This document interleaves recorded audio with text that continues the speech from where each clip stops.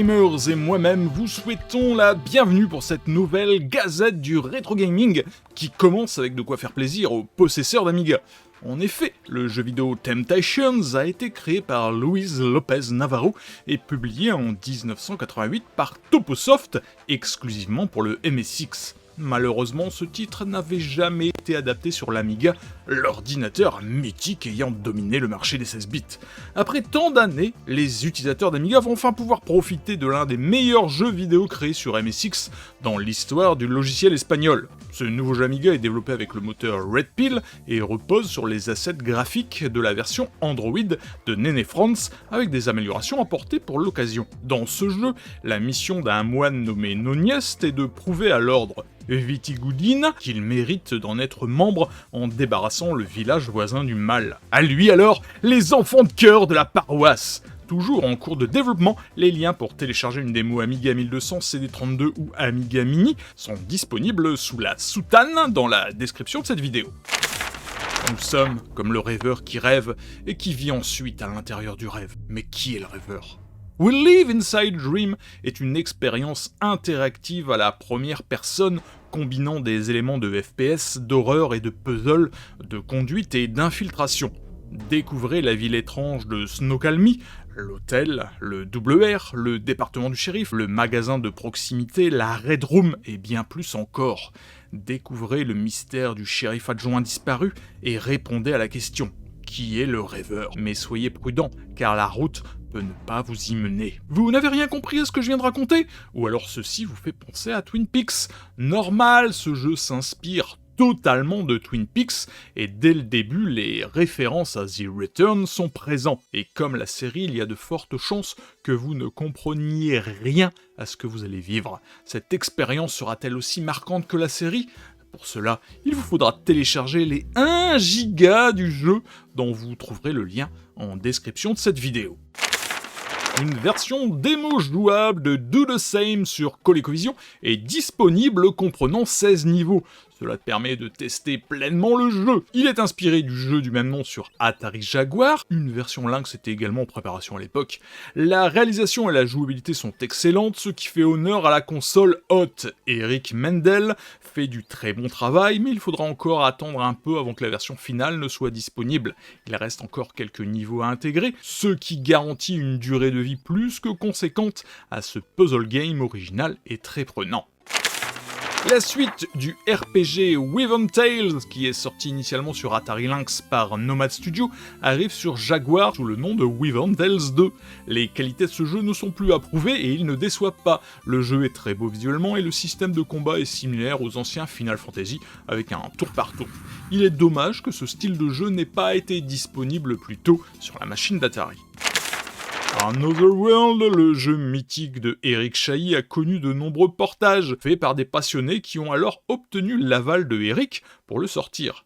Et c'est tout le mal qu'on souhaite à la version PC Engine en cours de développement par Martial S. Dreville qui se donne l'objectif d'aboutir d'ici fin 2023. Côté Gamers s'apprête à publier son premier jeu Neo Geo CD. Il s'agit d'une création de Dr Ludos, déjà à l'origine de nombreux jeux originaux pour de nombreuses machines telles que la Lynx, la Game Boy, la Master System et bien d'autres. Ce développeur a toujours eu l'envie de découvrir de nouvelles machines. C'est une nouvelle fois le cas avec Yo-Yo Shuriken, une adaptation de son propre jeu sorti initialement sur Super Nintendo. Cette création originale met en scène un ninja affrontant de nombreux ennemis et des boss assez particuliers. Avec ses faux airs de Robotron, le jeu se distingue par sa jouabilité et son game design, les shurikens jouant également le rôle de boomerang. Les précommandes sont ouvertes et la quantité produite dépendra du nombre de demandes. Les amateurs de MSX sont habitués aux jeux de qualité. Cette fois-ci, grâce à The File Hunter, la communauté MSX peut profiter en ligne du super jeu d'arcade de Physical Dreams Gelatino 2. Ce jeu propose de nombreux écrans colorés avec pour objectif de sauver 45 bulles emprisonnées réparties dans de nombreux niveaux difficiles.